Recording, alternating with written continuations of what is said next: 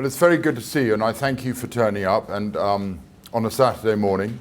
And I sort of walked in here and jumped back to school and saw the two tables at the back and instantly think that's the naughty tables. So we've got, Stephen and Tom have got their eyes on you. I'm grateful to the RAF Club for hosting us again after 2 years, a long 2 years, and they look after us exceptionally well, and more thanks to them later. But I'd also like to thank Tom Ardale and Stephen Chambers, who have put this together and corralled the speakers, because it's important to be here, because this conference fits entirely with the objectives of the Gallipoli Association. And I won't judge anyone as member or not, but our objectives are listed really to remember, to honour, and to study the campaign. And to me, remember and study are facilitating the main bit, which is to honour. And so we come here to do the remembering and the studying in order that we can honour those who served 106 years ago on our behalf, on our nation's behalf, in a campaign which some may call foolhardy or Churchillian. But we do that through things such as study. And that is why this conference is so important. And you will see the programme in front of you. It's a phenomenal programme. I have to say, Tom did say to me earlier, it's changed a bit since that which was published a month or so ago. But like every good plan, it doesn't stand contact with either the enemy or reality.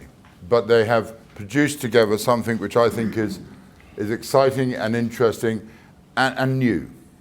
And I say that because we look at the diversity of this conference today, and we're going to talk about the Indians, we're going to talk about the French, we're going to talk about the Zionists, we're going to talk about the battlefield today, we're going to talk about the Royal Navy. But sadly, we're not going to talk about the RAF, says a guardsman. And I'll quickly move on before I offend our hosts. And so there's still huge interest in what this campaign can offer.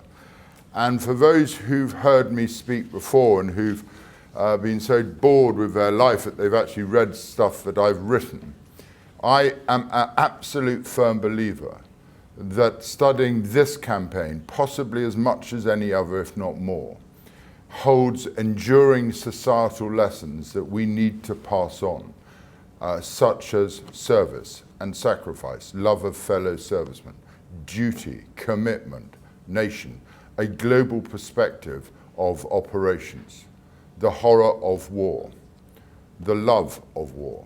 They are all contained here, and they are as relevant today as they were 106 years ago.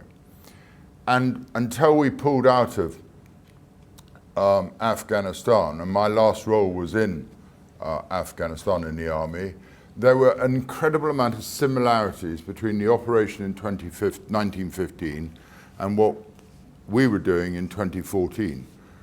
We were fighting at strategic distance, communications and logistical stretch, in a harsh terrain where we weren't welcome and where the enemy hadn't read the master events list and weren't doing as we asked them to do. And one to t'other, there are huge similarities, okay?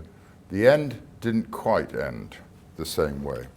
So there's lots for us to do here, and within our study campaign, the Gallipoli Association is trying to do a lot more through our education coordinator, Ian Binney, a lot more to reach younger generations, because although I don't expect them to walk away from a battlefield study to the peninsula or one of our other education projects that Ian Binney is organising with an absolute enthusiasm for Gallipoli, I do expect them to walk away with greater knowledge and an education which isn't just found in the classroom.